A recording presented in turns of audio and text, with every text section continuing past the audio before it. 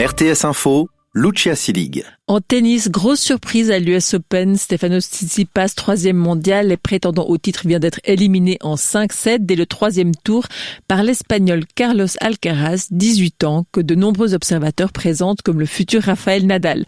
Au prochain tour, le jeune homme sera opposé à l'Allemand Peter Gojowczyk. Et en football, Murat Yakin a convoqué un nouveau joueur pour les 2 matchs de qualification pour la Coupe du Monde qui auront lieu dimanche à Bâle contre l'Italie et en Irlande du Nord mercredi. C'est Sandro Lauper, joueur aux Young Boys, qui rejoint l'équipe nationale pour la première fois de sa carrière. Joe Biden a pris vendredi un décret en vue d'une déclassification dans les 6 prochains mois de documents de l'enquête sur le 11 septembre, un sujet sensible pour certaines familles de victimes. Ces familles ont lancé une bataille judiciaire contre l'Arabie Saoudite et d'autres États qu'elles accusent de complicité. Au cours de cette procédure, les gouvernements américains successifs ont invoqué le secret d'État pour ne pas publier certains documents. Début août, des familles de victimes, des rescapés des attentats et des membres des équipes de secours avaient publié une lettre réclamant la publication de tous les documents révélant, selon les signataires, l'implication de l'Arabie Saoudite dans les attaques. Cuba a lancé vendredi une campagne nationale de vaccination contre le coronavirus des enfants et adolescents âgés de 2 à 18 ans, une condition fixée par le gouvernement avant de rouvrir les écoles. Au Royaume-Uni, en revanche, le comité qui supervise la vaccination anti-Covid a décidé vendredi de ne pas l'étendre aux enfants en bonne santé âgés de 12 à 15 ans.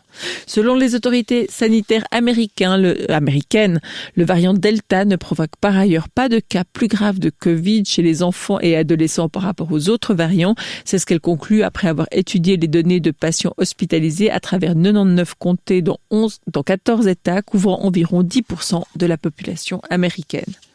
4 jours après la mort d'un homme abattu par la police sur les quais de la gare de Morges, environ 150 personnes, selon notre journaliste sur place, se sont réunies vendredi soir dans la ville vaudoise pour manifester contre les violences policières.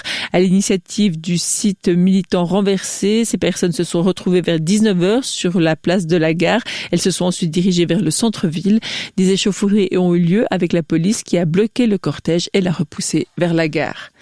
Le chef d'orchestre fribourgeois Michel Corbeau n'est plus. Le fondateur de l'ensemble vocal de Lausanne, spécialiste réputé du répertoire sacré, également chef de chœur, professeur de musique et compositeur, est décédé jeudi à l'âge de 87 ans d'un arrêt du cœur à la suite d'une opération. Météo enfin, passage nuageux dans les Alpes et le quart sud-ouest cette nuit avec un léger risque d'averse en montagne et un ciel dégagé dans les autres régions.